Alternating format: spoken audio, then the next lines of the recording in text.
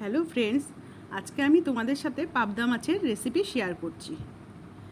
আমার ফ্রিজে দুটোই পাবদা মাছ বেঁচেছিল, এই দুটো দিয়েই আমি তোমাদের দেখাবো। প্রথমে মাছটা লবণ হলুদ দিয়ে মেখে উল্টো পাশে করে নিলাম, ভেজে নিলাম। তারপর লবণ হলুদ দিয়ে পেঁয়াজ লঙ্কা আর দিয়েছি কালো জিরে, এগুলো দিয়ে নাড়াচাড়া করছি।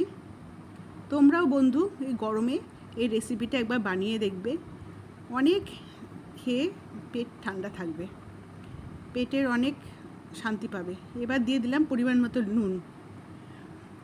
নুন দিলাম। এবার কিছুক্ষণ নাড়াচাড়া করতে হবে, আমি নাড়াচাড়া করছি। এবার দিয়ে দেব এই 2 কাপ পরিমাণ জল।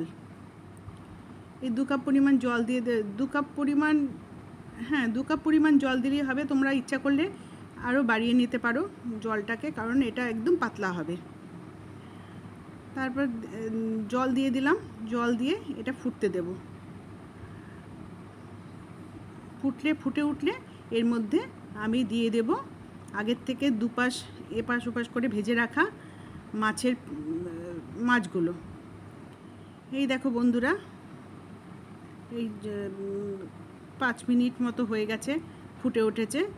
এবার আমি তোমাদের দিয়ে দিচ্ছি মাছের ওপর দিলাম কিছু ফ্রেশ ধনেপাতা। এবার কিছুক্ষণ রাখতে হবে, 2-3 মিনিটের মতো ওভেনের উপর রাখতে হবে। রাখলেই আমাদের হয়ে গেল ইয়ামি পাবদা মাছের ঝোল। দেখো রেসিপিটা তোমাদের কেমন লাগলো? ভালো লাগলে আমার চ্যানেলটাকে সাবস্ক্রাইব করবে, পাশে থাকবে, বেল আইকন ক্লিক করবে। Bye bye.